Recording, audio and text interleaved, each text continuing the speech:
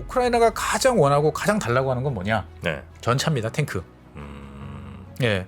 그러니까 전차가 초반에 이제 되게 무력하게 막 당하는 모습을 봐서 전차가 필요 없는 거 아니냐 싶었지만 우크라이나군 입장에서 봤을 때는 러시아군의 저 공세를 막아내는 데 있어서 가장 필요한 거는 전차다. 그다음에 우크라이나군이 공세를 펼칠 때도 제일 필요한 건 전차다. 최근에 이제 러시아가 그동안에 잘 투입하지 않던 최신의 전차들을 줄줄이 투입을 하기 시작을 합니다. T-90M, 뭐 T-90S 러시아가 투입하다 보니까 우크라이나군이 이제 막아내기가 점점 버거워진다라는 이야기가 나와요. 그리고 실제로 이제 우크라이나군 같은 경우는 전 세계에 있는 T-72 같은 전차들을 지금 미국이나 서방 국가들이 탈탈 긁어 모아가지고 지금 제공을 해주고는 있어요. 근데 이제 이게 거의 이제 바닥이 드러나고 있는 거죠.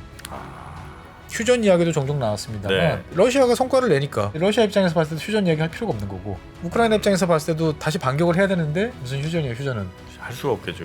그렇죠. 네. 문제는 이게 어떤 한쪽이 일방적으로 유리한 모습으로 갈 가능성은 별로 없어 보인다. 양쪽 다 더 많은 피해를 입고 지지부진한 상황이 또 이어지면서 힘을 모아서 또 여름철, 가을철까지 또 공략해보는 이런 일이 이제 계속 벌어지는 그런 상황이 되지 않을까라고 생각이 드는 거죠.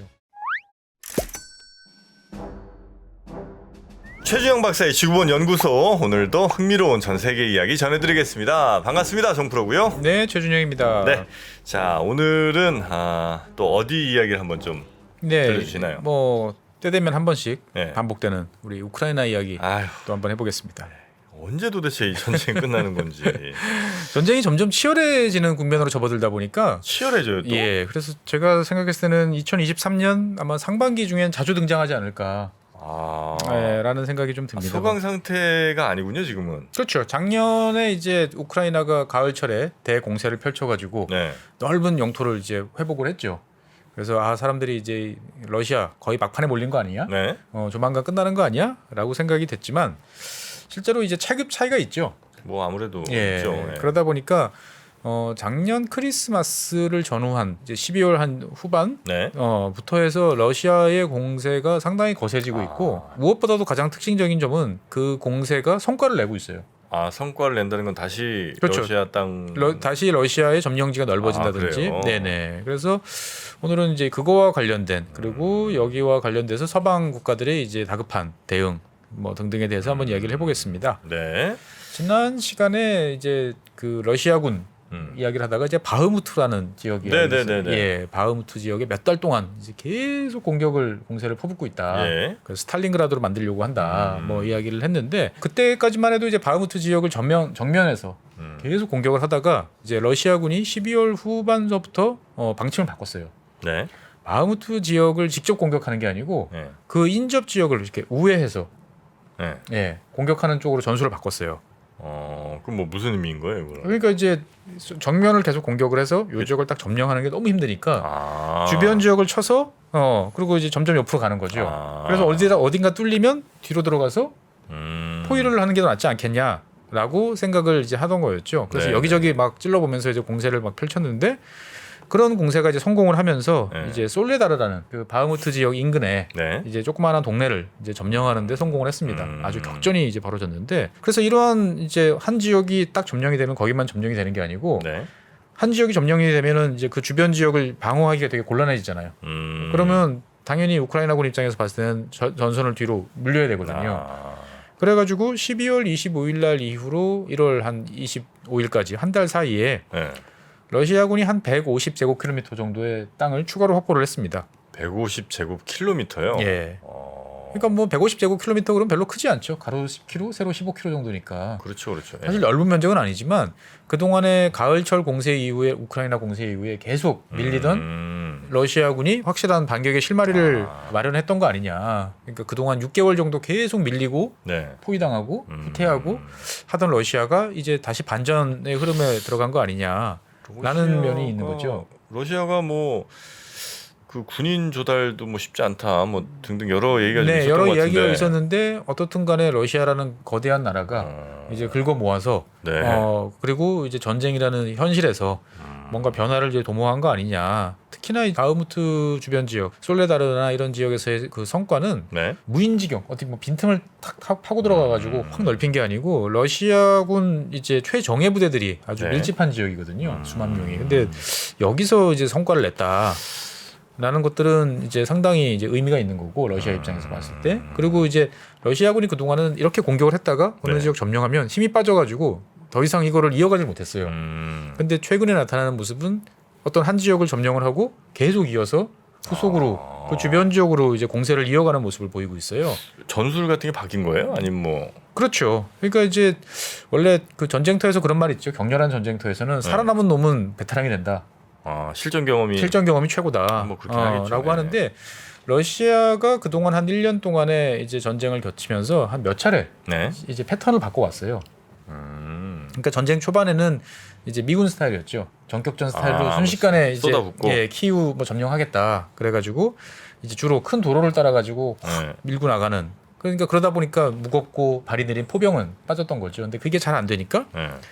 2022년 한 4월에서 5월 작년 이제 상반기 정도에는 이제 전차를 앞세워가지고 탱크를 앞세워가지고 그리고 이제 뒤에는 장갑차가 따라오면서 네. 여기저기를 찔러보다가 약한 지역이 있으면 뚫고 들어가는 이제 이러한 모습으로 했는데 우크라이나군이 가지고 있는 이제 뭐 제블린이라든지 엔로 이런 것 때문에 이제 타격을 크게 입다 보니까 작년 여름서부터 러시아군이 이제 완전히 스타일을 바꿨죠. 포병으로 다 갈아엎는다. 포병으로. 예, 하루에 155mm 기준으로 한 6만 발 정도, 6, 7만 발 정도로 퍼부으면 네. 맞는 쪽 입장에서 봤을 때는 완전 초토화되거든요. 아무리 참호에 들어가 있어도. 네네네. 그래가지고 밀고 난 다음에 기계화 보병이 이제 방어선을 돌아가지고 점령한다. 이렇게 해서 되게 성과를 이제 크게 냈었죠. 그런데 가을철에 우크라이나군의 이제 기동전에 네. 휘말리면서 되게 맥없이 이제 무너지는 모습을 보였는데 12월 이후에 이제 러시아군이 보여주는 전술의 가장 큰 특징은 뭐냐면 이제 대규모 보병을 동원해요. 보병? 예, 보병을 동원해요. 그러니까 보병을 동원해서 예전 같으면은 이를테면 우크라이나군 방어선이 여기예요. 그러면 네. 방어선 직전까지 보병 전투차라든지 장갑차에 태워가지고 와서 그 직전에 내려서 이제 하차 전투를 하는 거죠. 네네네네. 예. 근데 이번에는 꽤 일찍부터 내려요. 네. 예, 하차를 시켜요.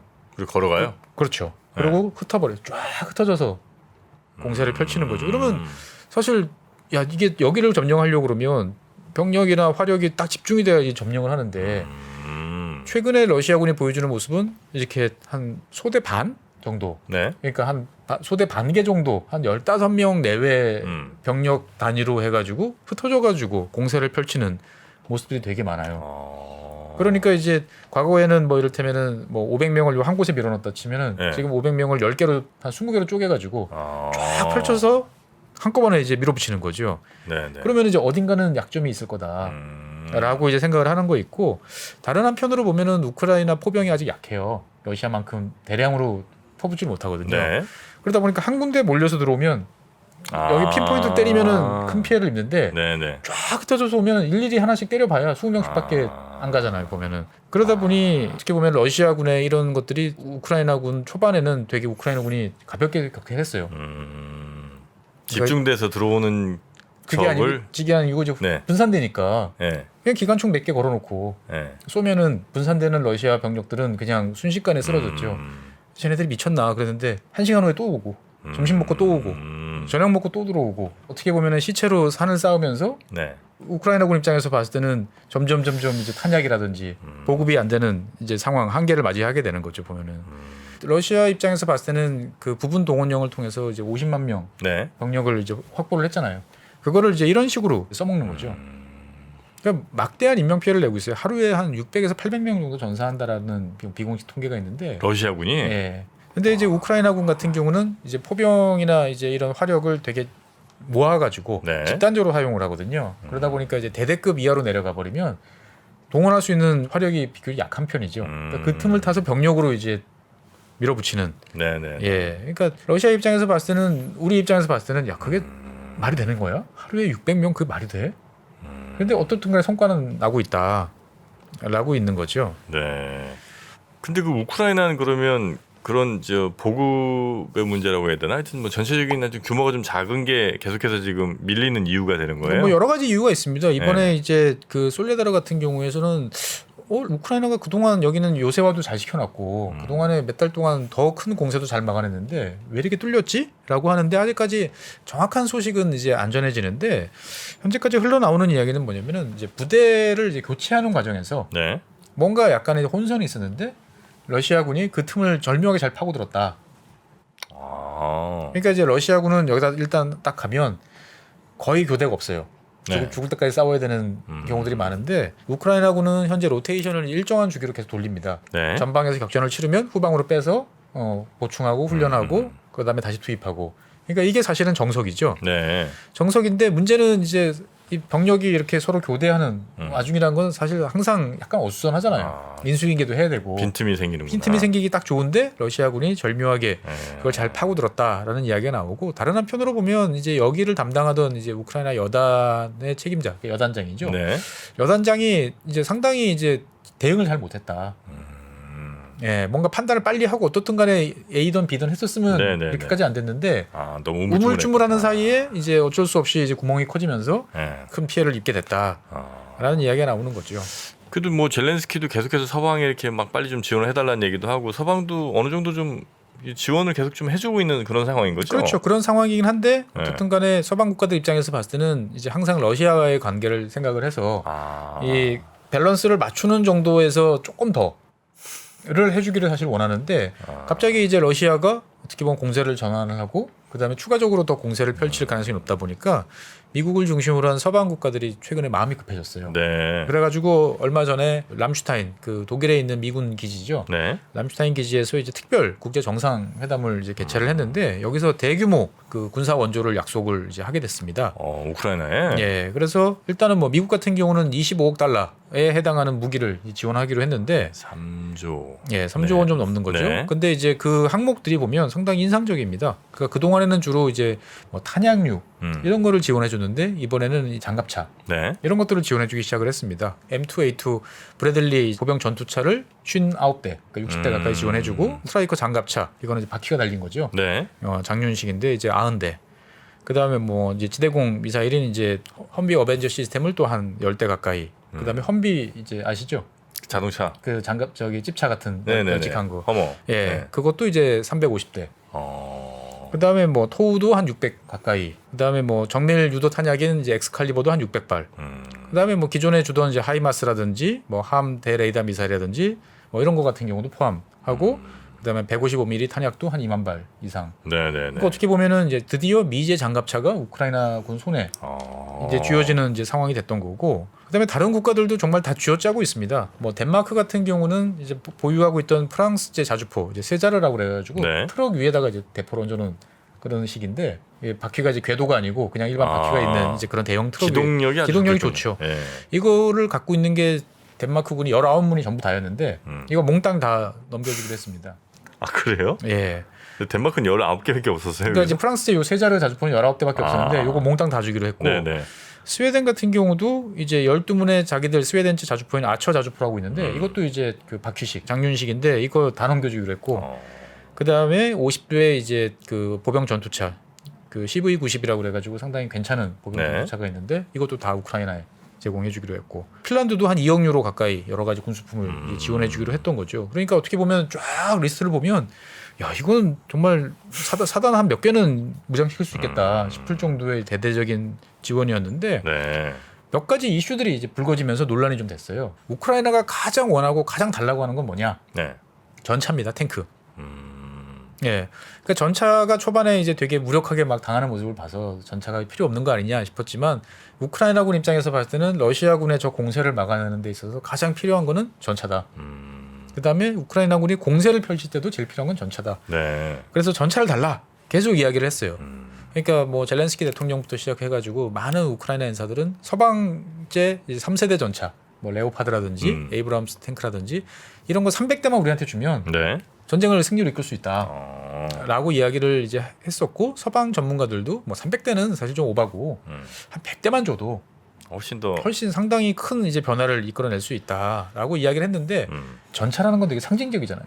전차를 만약에 지원하게 지원해준다 되면 그러면 레벨이 달라지는 거죠. 이제 그 전까지 뭐 포탄 지원해주는 거하고는 또 다른 그러니까 되게 이제 망설였는데 최근에 이제 러시아가 이제 그 동안은 잘 투입하지 않던 최신의 전차들을 이제 줄줄이 투입을 하기 시작을 합니다.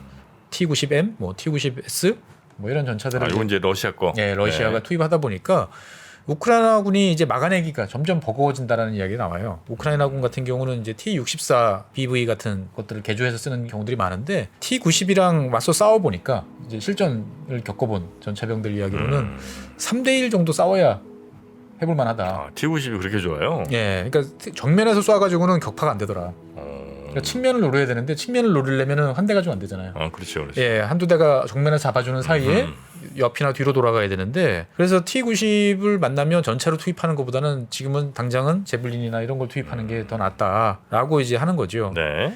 그리고 실제로 이제 우크라이나군 같은 경우는 전 세계에 있는 T-72 같은 전차들을 지금 이 미국이나 서방 국가들이 탈탈 긁어 모아가지고 네. 지금 제공을 해주고는 있어요. 근데 이제 이게 거의 이제 바닥이 드러나고 있는 거죠. 그러니까 유럽에 있는 뭐 폴란드라든지 뭐 과거 동유럽의 국가들이 갖고 있던 T-72 전차는 이미 다 갖고 최근 들어서는 저 아프리카에 있는 모로코 거기서도 가져와요? 모로코가 이제 한 90대 정도 갖고 있었거든요. 오. 이거를 다 실어 왔어요. 네. 실어 와가지고 현재 체코에서 이제 개보수를 진행을 해서 이제 넘겨주는 작업인데 이것까지 넘겨주고 나면 이제 쓸만한 T-72는 이제 거의 없다라고 이제 되는 상황인 거죠. 근데 갑자기 그러니까 새로운 기종 뭐라도 괜찮습니까? 훈련이 필요하죠. 그러니까 그럴 것 같은데 이게 갑자기 뭐 영화 그 퓨리인가요? 예, 뭐 그런 예. 거 보면 이렇게 얼마나 무기도 중요하지만 얼마나 그렇죠. 얘를 또 효율적으로 잘 모느냐가 중요하잖아요. 그렇습니다. 훈련 기간이 필요한 거죠. 급하게 이렇게 가면 잘 안 될 것 같은데. 그러니까 이제 일단 지금 주겠다고 약속을 하면 네. 이제 전차병들을 이제 그 전환 교육을 시키는 거죠. 아, 해당 전차에 맞게. 그렇죠. 예. 아마 한 석 달 빠르면은 한 6주면은 아마 될 거예요. 근데 이제 기존의 전차를 몰아봤다는 전제 조건이 있으면 네네네. 이제 뭐가 다른지를 알면 이제 빨리 할 수 있을 텐데 그러다 보니까 이제 우크라이나는 그 동안에 미국이나 영국이나 뭐 독일이나 많은 나라들한테 만날 때마다 전차 여태까지 달라. 준 건 고마운데 전차를 달라 그러는데 다들 무시하고 있었어요. 아, 전차가 굉장히 중요하군요. 그렇습니다. 뭐 제블린 때문에 많이 쥐어 터지긴 했습니다만 네. 어떻든 간에 육상 전투의 제왕은 이제 탱크죠. 아, 그래요. 예. 그러니까 그래서 이 러시아를 때리는 데 있어서 가장 진심인 역사적으로 진심인 나라가 이제 영국이었는데 네. 영국이 자기들 이제 갖고 있던 챌린저 2 전차 14대를 일단 이제 주기로 약속을 했습니다. 약속을 했고 그다음에 체코와 슬로바키아도 이제 자기들이 갖고 있는 레오파드 2 이제 A4 전차 29대를 네. 이제 우크라이나 주겠다라고 이야기를 했고 폴란드도 자기들이 갖고 있는 레오파드 2A 전차 14대. 14대면은 이제 그 탱크 중대 정도 사이즈죠. 1개 중대 병력하고 탱크하고 그다음에 네. 탄약 1000발을 이제 주겠다라고 이제 이야기들을 계속 이제 하고 있죠. 그러니까 유럽 국가들이 제일 많이 갖고 있는 전차는 영국이나 프랑스를 제외하면 대부분 다 독일제 레오파드 2A4를 쓰고 있다 보니까 이게 이제 제일 유력한 후보고 네. 우크라이나도 내심 생각하는 거는 레오파드를 달라 이거예요. 독일제 전차를 달라. 근데 이제 문제는 이제 독일이죠. 독일은 왜 문제예요? 독일이 이제 레오파드 2 전차를 이제 운영을 이제 만드는 네. 나라잖아요. 그래서 현재 유럽 전체 16개국에서 한 2,000대 정도가 운영이 되고 있어요. 어떻게 보면 2,000대 정도 굴리다 보니까 여러 가지 지원 시스템이나 뭐 이런 것도 잘 돼 있는 편이고, 네. 그 다음에 레오파드 전차하고 그 러시아의 이제 T-90이나 이런 거 비교를 해보면 일단 방어력 면에서 레오파드 전차가 분명히 유리해요. 한 뭐 무게가 한 10톤 정도 더 나가니까 대부분 장갑 무게죠, 그게. 네네. 예, 그리고 뭐 120mm 포도 충분히 이제 공격력도 좋고. 근데 이제 문제는 뭐냐? 뭐 폴란드, 체코 뭐 이런 나라들이 다 우크라이나에 주고 싶어도 이 무기라는 것들은 내가 이제 독일에서 샀잖아요. 네. 그러면 내가 이 무기를 다른 나라에 다시 팔 때 처음에 나한테 팔았던 나라의 동의를 받아야 돼요. 뭐 그건 그럴 수 있겠네요. 예, 특히 독일 같은 경우는 이제 수출 계약을 할 때 다 그런 식으로 계약을 체결해 놓은 거죠, 보면은. 근데 이제 독일 입장에서 봤을 때는 여전히 러시아하고 정면으로 맞서는 게 부담스러운 거예요. 그러다 보니까 실제로 그 동안에 계속 전차는 안 돼. 이거는 우리가 넘을 수 없는 선이야. 라고 이야기를 하고 말도 꺼내지 말라고 네네. 막 이야기를 했던 거죠. 그래서 화가 난 이제 폴란드가 우리는 너희랑 상관없이 그냥 무조건 보낼 거다. 우리 뭐 쳐들어올 거야? 뭐 이런 식의 이제 언사까지 이제 내뱉는 이제 이런 상황이 됐는데 러시아 공세가 이제 어느 정도 성과를 내다 보니까 네. 미국이 다급해진 거예요. 그래서 미국이 전방위적으로 독일에 대해서 어마어마한 이제 압력을 이제 가하기 시작을 했습니다. 빌려주라고? 그렇죠. 포용해라. 네. 보내라. 왜 안 보내냐? 너 제정신이냐? 뭐 이런 거죠. 근데 이제 독일 정치권 입장에서 봤을 때는 네. 독일 여론이 뭐 이를테면은 7대3 이 정도 되면은 화끈하게 할 수 있는데 이런 밸런스가 애매해요. 독일 전체적으로 여론조사를 해보면 우크라이나에 이제 전차를 지원해줘야 된다라는 거에 대해서 찬성하느냐 반대하느냐 물어보면 찬성 46, 반대 43. 아, 그렇게 반대하나요? 예, 되게 애매한 상태라는 거죠. 그러니까 이제 뭐 야당 체데우 같은 이제 보수 쪽 같은 경우는 보내야 된다가 66 정도 되는데 현재 여당인 에스페데, 그러니까 3인당 같은 경우는 한 49% 절반이죠. 네네. 의외로 녹색당 지지자들이 이제 보내야 된다가 또 높긴 해요. 한 60% 가까이 됩니다. 녹색당이? 예, 녹색당이. 그러니까 이거는 평화로운 한가로운 이야기 할 때가 아니다라는 게 오히려 녹색당 지지자들의 이제 인식인데 러시아가 이제 강력하게 그동안에 경고를 해왔어요. 조금이라도 하여튼 뭐 이상한 짓 하면 그렇죠. 가만 안 둔다? 이거는 선을 세게 넘는 거다. 그리고 그거에 대한 대가는 다 너희들이 치러야 된다. 예, 상당히 이제 셌는데 상황이 이제 급박하게 돌아가고 미국의 압박이 심해지니까 독일이 이제 1월 25일 날 공식적으로 레오파드 전차를 지원해주겠다. 아, 지원해주겠다 결정을 했어요. 약속을 하고 발표를 했습니다. 독일 수상이 직접 이제 국방부 장관하고 이제 그래서 다른 나라들 뭐 폴란드나 이런 나라들 보내주는 거 얼마든지 오케이. 독일도 보내주겠다. 우리도 약속을 한 거죠. 그래서 독일군이 보유하고 있는 레오파드 전차는 이제 그 레오파드 2 A4가 아니고 A6예요. 네. 그러니까 훨씬 더 개량형으로 바뀌었는데 이거 이제 일단 1개 중대 14대를 일단 보내주겠다. 네. 라고 한 거죠. 그래서 일단은 각국이 보내주겠다고 하는 레오파드 2 전차하고 뭐 챌린저 전차하고 다 긁어 모아 보면 한 100여 대 가까이 돼요 벌써. 우크라이나면. 네, 우크라이나 지원해주기로 한 약속들은 한 이제 100대 가까이 이제 됩니다. 네. 그래서 레오파드 전차를 보수하고 일단 손을 좀 봐야 되는 라인메탈사 입장에서 봤을 때는 일단은 뭐 3월 달까지 네. 배송할 준비는 이제 돼 있다. 3월 배송. 예, 3월 배송. 그러니까 이제 이거는 전제 조건이죠. 그러니까 이 독일 연방군이 지금 쓰고 있는 거를 주는 조건이니까 조금만 손봐서 넘겨주면 된다. 그런데 창고에 있는 이제 보관해 놓고 있던 레오파드 2 A4나 이런 것들을 주려고 그러면 이건 손볼 게 많아서 올해 말이나 돼야 된다라고 일단은 이야기는 하고 있습니다. 재고 쌓아둔 거는 이제 목도 쓸고 곰팡이도 끼고 정비를 많이 해야 되니까. 정비를 많이 해야 되니까 그거 생각해 보면 시간이 꽤 오래 걸린다. 일단 쓰던 거는 그냥 당장 지금 당장 독일 연방 육군이 쓰고 있던 것들을 지원해 준다면 요건 조금만 손봐서 주면 되니까 네. 3월 말이면 우크라이나 전선에 투입할 수 있다. 그러면 그 사이에 2달 정도 교육시키고 데려와 가지고 투입하면 된다라고 이야기하는 거죠 보면은. 미국은 뭐 따로 얘기 없습니까? 그러니까 이제 독일이 왜 이렇게 갑자기 입장을 바꿨지? 네. 라는 거에 대해서 궁금증이 이제 있을 텐데 미국도 사실 욕을 많이 먹었어요. 니들이 그럼 직접 지원해주면 되는 거 아니야? 왜 독일 팔을 계속 비틀려고 그래? 라고 일단 이야기를 했던 거죠. 그러니까 네. 미국이 아까 리스트 쫙 있었잖아요. 네. 그 여러 가지 뭐 장갑차부터 시작해서 지원하는데 에이브람스 전차는 빠져 있었거든요. 그러니까 이제 미국 공식적인 입장은 우크라이나군 보급 능력을 고려해봤을 때 에이브람스 전차 줘도 못 굴린다. 뭐 그럴 수도 있죠 사실. 왜냐면 이제 에이브람스 전차는 이제 엔진이 디젤 엔진이 아니거든요. 휘발유예요? 아니요, 휘발유는 아니고 가스터빈이에요. 그러니까 전투기 엔진을 쉽게 말하면은 전차 엔진을 쓰고 있어요. 그러니까 장점은 뭐냐면 이제 그 순발력이 좋아요. 저쪽에서 대전차 미사일 날라온다. 그러면 도망가. 조정수가 확 밟으면 네. 정말 튀어나갑니다 스포츠카처럼. 예, 가감속 엄청 좋고, 네. 예, 좋은데 문제는 기름을 한 2배 이상 퍼먹어요. 그렇겠죠. 예, 어마어마하게 퍼먹습니다. 그러니까 이제 미군이 가지고 있는 그 막대한 보급력 아니면 이거 운용하기가 쉽지 않다라고 하는데 독일이 저렇게 나오니까 네. 미국도 너희도 실제로 이제 가야 되는 거 아니냐라고 그래가지고 제가 이제 오늘 이 녹화를 하는 1월 25일 여러 가지 뉴스들을 쭉 확인을 해보니까 조만간 미국도 발표할 것 같다. 예, 근데 아직까지 공식 발표는 안 돼 있어요. 1월 25일 기준으로는. 예, 그래서 일단은 독일이 공식적으로 발표를 했고요.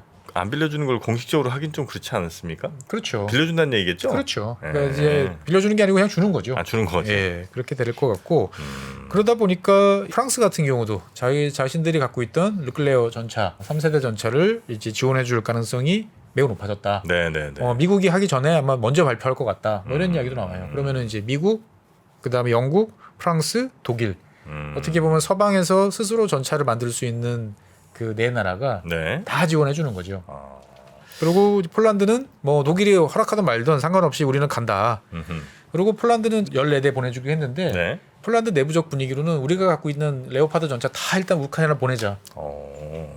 그리고 그 다 치우고 그다음에 대한민국제 K2 전차랑 그다음에 미국제 미제 에이브람스 이걸로 이제 가자라는 그 생각인 것 같아요. 폴란드가 제일 적극적이군요. 그렇습니다. 그러니까 폴란드 입장에서 봤을 때는 독일하고 옆 나라니까 그동안의 군사적인 협력이라든지 지원이라든지를 많이 기대하고 노력도 해봤는데 해보니까 너무 비싸고 느리고 짜증나더라. 그래서 이참에 갖고 있던 레오파드 전차 몽땅 짬 처리하고 네. 우크라이나 전쟁에 보내서 그 다음에 이제 새롭게 우리는 이제 신뢰할 수 있는 우방인 미국 미제 또는 가성비 좋고 그 다음에 현지 생산도 가능한 폴란드 K2 PL 모델로 이제 가겠다라고 하는 거죠. 그러니까 폴란드 입장에서 봤을 때는 야 각국이 이렇게 전차를 다 밀어주고 나면 채워야 되잖아요. 네.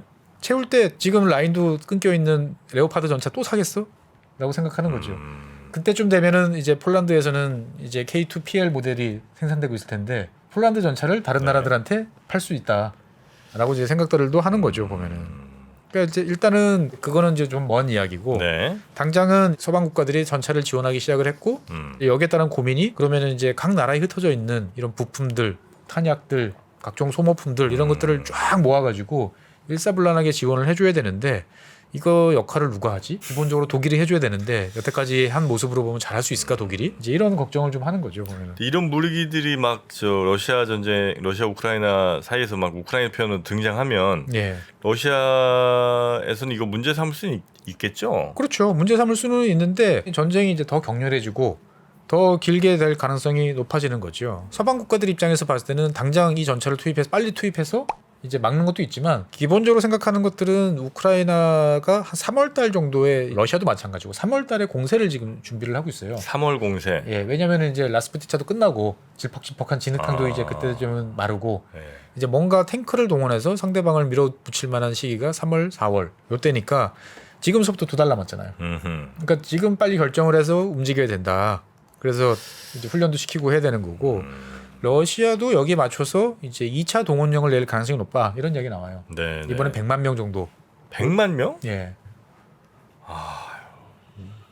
러시아도 어쨌든 뭐 젊은 세대들이 또 가야 될 거 아니에요. 그렇죠. 그러니까 한 세대가 이제 완전히 거덜나는 거죠. 아이고. 그러니까 이제 미국 같은 경우도 그 동안에 이제 우크라이나가 그렇게 요구해도 안 주던 에이테킴스 같은 이제 사정거리가 한 300km 가까이 되는 네네. 장거리 타격 미사일을 이제 줄 가능성이 점점 높아지고 있어요. 지금 주는 이제 하이마스 이런 거는 이제 그 사정거리가 80km 정도인데 300km면 우크라이나군이 안전한 곳에서 크림반도 다 때릴 수 있거든요. 아 그래요. 예. 그러니까 이제 점점 에스컬레이트 되는 거예요 지금. 처음에는 말도 못 꺼내던 무기들이 지금 막 다 돌아다니고 있고 이렇게 되면은 이제 올해 연말쯤 되면은 이제 우크라이나 공군이 뭐 A10 뭐 이런 거를 이제 몰고 다니는 모습을 이제 목격할 수도 있는 거죠 보면은. 서방이 이렇게 막 지원해 주니까 러시아가 이제 위태롭겠다라고 생각을 이제 하기 쉬운데 네. 또 러시아는 러시아 나름대로 또 이제 1년 가까운 이제 전쟁을 치르고 서방의 제재를 이제 견디면서 나름대로 또 이제 루틴들을 만들어내는 거죠. 깡이 좀 생겼나? 그렇죠. 뭐 어디서는 부품을 조달하고 네. 뭘 뜯어서라도 반도체를 아. 해서 무기를 만들어서 전방에 이제 공급할 수 있는 체계를 이제 계속 갖춰가고 있는 거죠. 평소에 이런 정도의 큰 사건이 벌어지면 나서서 싸움을 말리고 양쪽에 압력을 넣을 수 있는 나라들 아무도 없잖아요 지금. 그러니까 다 어느 쪽 다 뭐 어쨌든 러시아 빼고는 다 이제 우크라이나 쪽에 이렇게. 그렇죠. 강대국 중에서 지금 멀리 떨어져 있는 나라는 지금 중국밖에 없어요. 예. 근데 뭐 중국 입장에서 봤을 때도 지금 뭐 굳이 거기까지 가서 말을 했을 때 누가 들어줘야 체면이 사는데 가능성이 없잖아요. 네네. 가만히 있는 거고. 이제 튀르키예 같은 경우도 이제 선거가 이제 코앞이다 보니까 최근 들어서는 또 잠잠해졌고. 예. 그러니까 뭐 얼마 전에 휴전 이야기도 종종 나왔습니다만 네. 러시아가 성과를 내니까 이제 러시아 입장에서 봤을 때 휴전 이야기 할 필요가 없는 거고. 우크라이나 입장에서 봤을 때도 다시 반격을 해야 되는데 무슨 휴전이에요, 휴전은. 할 수가 없겠죠. 그렇죠. 우크라이나. 결국은 2023년 이제 상반기 춘계 대공세를 어느 쪽이 어떻게 전개를 하고 상대가 어떻게 막아내느냐, 반격을 하느냐 여기에 따라서 이제 많은 것이 이제 결정이 될 것 같은데 네. 문제는 이게 어떤 한쪽이 일방적으로 유리한 모습으로 갈 가능성은 별로 없어 보인다. 그러면 양쪽 다 더 많은 피해를 입고 지지부진한 상황이 또 이어지면서 힘을 모아서 또 여름철, 가을철까지 또 공략해보는 이런 일이 이제 계속 벌어지는 그런 상황이 되지 않을까라고 생각이 드는 거죠. 야, 그럼 뭐 전쟁이 앞으로도 뭐 한 6개월 이상 이렇게 갈 가능성도 당연히 배제할 수가 없는. 그렇죠. 배제할 수가 없는 거죠. 그러니까 이제 전쟁이라는 게 시작됐을 때는 무섭고 두렵고 네. 거기에 따른 혼란 때문에 빨리 끝내야 된다는 여론이 되게 높지만 사실 대한민국에서 지금 우크라이나 전쟁에 대해서 이제 다 이제 잊어먹은 존재가 됐잖아요, 거의. 그렇죠. 예, 유럽 갈 때나 왜 이렇게 비행기 시간이 길어졌지? 이런 정도다 보니까 어떻게 보면 전쟁은 이제 한국 전쟁처럼 한 3년을 치러야 이제 양쪽 다 기진맥진 해가지고 더 이상 못 해먹겠다라는 이야기가 나올 때쯤 돼야 되지 않나라는 생각도 좀 듭니다만 예, 자, 빨리 끝났으면 좋겠습니다. 네. 자, 오늘 우크라이나 러시아와의 이 전쟁 상황에서 우크라이나 쪽에 일부 변화들이 좀 포착이 좀 된 것 같고요. 네. 네, 그 변화를 오늘은 좀 설명을 드렸습니다. 아유, 근데 들을수록 참 암담하네요, 진짜 이 동네. 그러니까 이제 뭐 지금 우리나라나 이스라엘도 네, 다 이제 끌려가고 있잖아요. 지금 미군이 155mm 포탄이 없어요. 네. 그래가지고 이제 우리가 만들어요. 그래서 이제 미국이 이제 해외 전쟁이 벌어졌을 때를 대비해서 이제 주요 분쟁 지역에다가 이제 전시 예비탄들을 비축을 해놓고 있죠. 그게 이제 한반도에도 있고 이스라엘에도 있어요. 근데 여기서 이제 꺼내서 이제 가져가겠다라고 네. 하는 거죠. 그러니까 한국 네. 같은 경우는 여기에 대해서는 뭐 노프라브름. 그러니까 우리가 우크라이나에 직접 수출하는 거는 어렵지만 니들이 꺼내가고 그거를 이제 우리가 채워주는 거 이 정도는 얼마든지 할 수 있겠다라는 거고 이스라엘은 상당히 사실 지금 곤혹스러워합니다. 이스라엘이. 예. 왜냐하면 이제 이스라엘 유대인들이 많잖아요. 예. 근데 러시아에서 넘어온 분들이 많거든요. 아, 러시아 출신 유대인들. 예. 예. 아. 그러다 보니까 이스라엘하고 러시아하고는 또 묘한 또 이렇게 끈적끈적한 관계가 있었는데 아, 그래요. 또 그런 것들을 감안해 보면 이제 이스라엘도 그냥 마냥 미국 편을 들기는 애매한 이제 그런 상황이었던 거죠. 네.